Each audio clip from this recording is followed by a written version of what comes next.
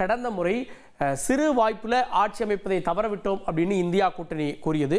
அந்த வாய்ப்பு அப்படின்றது 1% கீழான ஓட்டில் நாங்கள் தவறவிட்டோம் அப்படின்னாங்க. 2020 25 பெற்றிருக்கக்கூடிய நம்பர்ஸ் என்னன்றதை பார்க்குறோம்.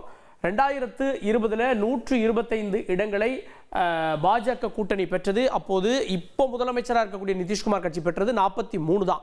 ஸோ மூணாவது கட்சியாக தான் அவங்க வந்தாங்க.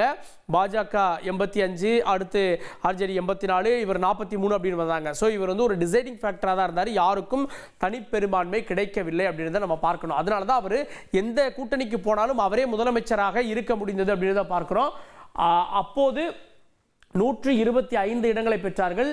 இந்த முறை சரிவாதி இடங்களை 101 நின்னாங்க. அதே நேரத்தில் அவர்கள் பெற்றிருக்கக்கூடியது பார்த்தீங்க அப்படின்னா லோக் ஜனசக்தி போன்ற கட்சிகள்லாம் உள்ளே கொண்டு வந்துட்டாங்க. அவங்க கடந்த முறை வெளியில் இருந்தாங்கன்றதை பார்க்குறோம். 190 இடங்களில் முன்னிலை, கிட்டத்தட்ட 65க்கு மேற்பட்ட இடங்களில் அவங்க முன்னிலையில் இருக்கிறாங்க, கூடுதலாக பெற்றிருக்காங்க அப்படின்றத நம்ம பார்க்குறோம். இந்தியா கூட்டணியை பொறுத்த வரைக்கும் அன்று எப்படி இருந்தார்களோ, எப்படி காங்கிரஸ் இருந்ததோ, எப்படி கம்யூனிஸ்டுகள் இருந்ததோ, ஆர்ஜேடி இருந்ததோ, அதே போல தான் அதே ஃபார்முலா தான் இப்போது இருக்கிறது. அவங்க அன்னைக்கு 110 இடங்களை பெற்றார்கள். சில ஓட்டுகள் நாங்கள் பெற்றிருந்த ஆட்சியவே பிடிச்சிருப்போம் அப்படின்னாங்க. ஆனால் இன்னைக்கு அவங்க பெற்றிருப்பது அப்படின்றது 49 இருக்கிறது. ஸோ 49 தான் அவங்க முன்னிலையில் இருக்கிறாங்க. அவங்க இழந்திருப்பது 61 இடங்கள். ஸோ அவர்கள் 61 இடங்களை இழந்திருக்காங்க. இவங்க 65 இடங்களை கூடுதலாக முன்னிலை வைக்கிறார்கள். ஜன் சுராஜ் கட்சி, இந்த கட்சி முன்னிலை அப்படின்னு ஒரு 4 இடம் இருந்தது. இப்போ அது அதுவும் இல்லை. பிரசாந்த் கிஷோர் வந்து நான் வந்து நிற்க மாட்டேன் அப்படின்லாம் சொன்னார். தேர்தலில் நிற்க மாட்டேன் நேரடியாக அப்படின்லாம் சொன்னார். ஆனால் அவருடைய கட்சி எவ்வளோ % ஓட்டு பெற்றிருக்குன்றது பெரிய கேள்வியாக இருக்குது. ஏன்னா பிரதமர் மோடியவே வெற்றி பெற வைத்தது நான் தான் அப்படின்னு அவருக்கான வியூக வகுப்பு அப்படின்றது பெருமளவு பேசப்பட்டது. பல மாநிலங்களில் அவருக்கு வந்து பாசிட்டிவான ரிசல்ட்ஸ் இருந்திருக்குது, சில மாநிலங்களில் தோல்வியும் இருந்திருக்குது. ஸோ வியூக வகுப்பாளர் மட்டுமே போய் தேர்தல் களத்தில் என்ன ஆகும் அப்படின்றத பிரசாந்த் கிஷோர் காட்டியிருக்கிறார். 0-0-0. ஸோ கடந்த முறை அவர் இல்லை, இந்த முறை நின்றார். பெற்றிருக்கக்கூடிய இடமும் 0 இருக்கிறது. அவருடைய ஓட் % மட்டும் என்னன்றதை பின்னர் விரிவாக பார்க்கலாம். மற்றவர்களை பொறுத்தவரை கடந்த முறை 8 பேர் இருந்தாங்க. இவங்க வந்து பாஜக கூட்டணி ஆட்சி அமைத்த போது அவர்களுக்கு சப்போர்ட் பண்ணாங்க. ஆனால் இந்த முறை அந்த எண்ணிக்கையும் 4 குறைந்திருக்கிறது. இப்படி 4 குறைவதற்கு காரணம் கடும் போட்டி இருந்தது அப்படின்றதால 4 குறைஞ்சிருக்கா அப்படின்றத பார்க்குறோம். ஸோ அவர்களுக்கு 4 இடங்கள் குறைந்திருக்கிறது.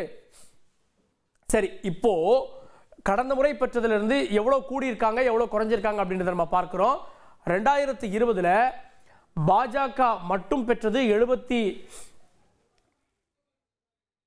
ஓகே, இப்போ நம்ம பார்க்கக்கூடியது வந்து காங்கிரஸ் பெற்றது. அதாவது 2020 காங்கிரஸ் பெற்றது 19 இடங்கள். அப்போவும் அவங்க 60க்கு மேற்பட்ட இடங்களை நின்று 19 தான் வெற்றி பெற்றார்கள். அப்போ அந்த கூட்டணியுடைய தோல்விக்கு காங்கிரஸ் காரணம் என விமர்சிக்கப்பட்டது.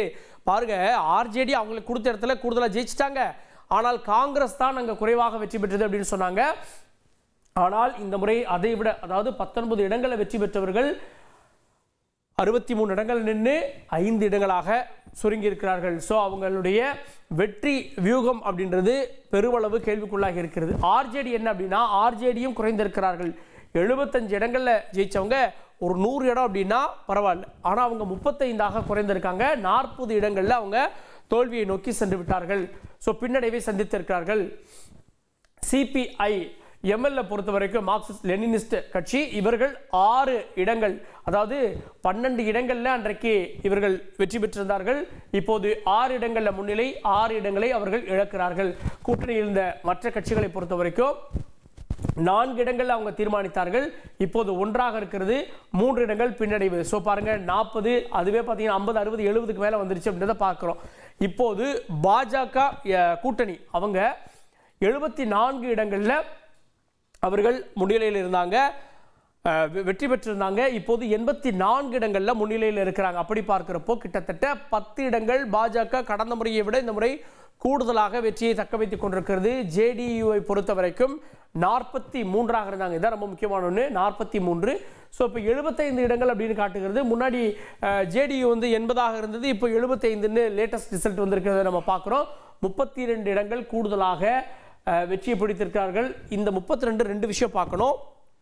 பல முறை பல கட்சிகளுக்கு இப்படி மாறி மாறி போய் முதலமைச்சர் ஆனாலும் அதை தாண்டி அவருக்கு பெல்டி மாமா அப்படின்னு அந்த மாநிலத்தில் அவர் பேசப்பட்டாலும் 2024 அரசை தீர்மானித்ததில் அவருடைய பங்கு இருக்கிறது. அதனால் அந்த மாநிலத்துக்கு கிடைத்த நலத்திட்டங்கள், அதனால் ஏற்பட்ட பேர், இதெல்லாம் மீண்டும் அவருடைய கட்சியை பாருங்கள் 2005 ஒருத்தர் ஜெயிச்சிட்டே இருக்காருங்க. திரும்பவும் அவர் 32 இடங்களை கூடுதலாக பெற்று 75 சீட்டுகளை நோக்கி சென்று கொண்டிருக்கிறார். அதே போல எல்ஜேபி கட்சியை பொறுத்த வரைக்கும் 23 இடங்கள் அப்படின்றது இருக்கிறது. கடந்த முறை அவர்கள் நம்பரை அவங்க பெறல, ஆனால் இவங்க பெற்ற வாக்குகள் அப்படின்றது பெருமளவு இந்த ஓட்டுகளை பிரிச்சது அப்படின்றாங்க. ஸோ ராம்விலாஸ் பாஸ்வானுடைய கட்சி இது ஆக்சுவலாக இப்போ அவங்க 0 அப்படின்றது கடந்த முறை இருந்தது, நம்பராக ஆகலை. இது நம்பர் ஆனதால் இந்த நம்பரும் இவங்களுக்கு ஹெல்ப் பண்ணி இவங்களுடைய எண்ணிக்கையை மாற்றியிருக்கு. 23 இடங்களில் அவர்கள் வெற்றியை பெற்றிருக்கிறார்கள் அப்படின்றத பார்க்குறோம். அடுத்தது மற்ற கட்சிகளை பொறுத்த வரைக்கும் கடந்த முறை 8 அப்படின்னு இருந்தது. ஸோ 2020 8 அப்படின்னு இருந்தது நம்ம பார்க்குறோம். இப்போதும் 8 இடங்கள் அப்படின்றதாக இருக்கிறது. இதில் எந்த மாற்றமே இல்லை.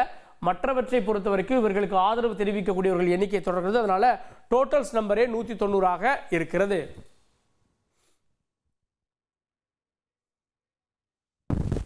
சரி, யாரெல்லாம் பின்னடைவை நோக்கி சென்று கொண்டிருக்கார்கள்? ரகோபூர் தொகுதியில் போட்டியிட்டார் தேஜஸ்வி யாதவ் கிட்டத்தட்ட 1200 வாக்குகள் பின்தங்கி இருக்கிறார். முதல் 3-4 சுற்றுகளில் முன்னிலையில் இருந்தார், 900 வாக்காக இருந்தது. அடுத்த சுற்றில் அவர் பின்னடைவை சந்தித்திருக்கிறார் அப்படின்றத பார்க்குறோம். இந்தியா கூட்டணியினுடைய முதலமைச்சர் வேட்பாளர் பின்னடைவை சந்திக்கிறார். ஸோ அவர் பாஜகவை சேர்ந்த சதீஷ்குமார் யாதவ் அவரோடு போட்டியிடுகின்ற போது கிட்டத்தட்ட இப்போ 3000 வாக்குகளாக அது மாறிடுச்சு. 1200 ஓட்டுகள் அப்படின்னு இருந்தது, 3016 வித்தியாசம் மாறி இருக்கிறது. பின்னடைவை சந்தித்திருக்கிறார். சதீஷ்குமார் யாதவ் அங்கே முன்னிலையை பெற்றிருக்கிறார். பொதுவாக இந்த மாதிரி ஒரு முக்கியமான கேண்டிடேட்டை வீழ்த்தி ஒருத்தர் வர்றாங்க அப்படின்னா அவர் அமைச்சரவையில் கொண்டு வந்துருவாங்க. பாஜக இவருக்கு அதாவது வெற்றி பெறார் அப்படின்னா சதீஷ்குமார் யாதவுக்கு அமைச்சர் போஸ்ட் கொடுக்குதா அப்படின்றத நம்ம பொறுத்திருந்து பார்க்கணும்.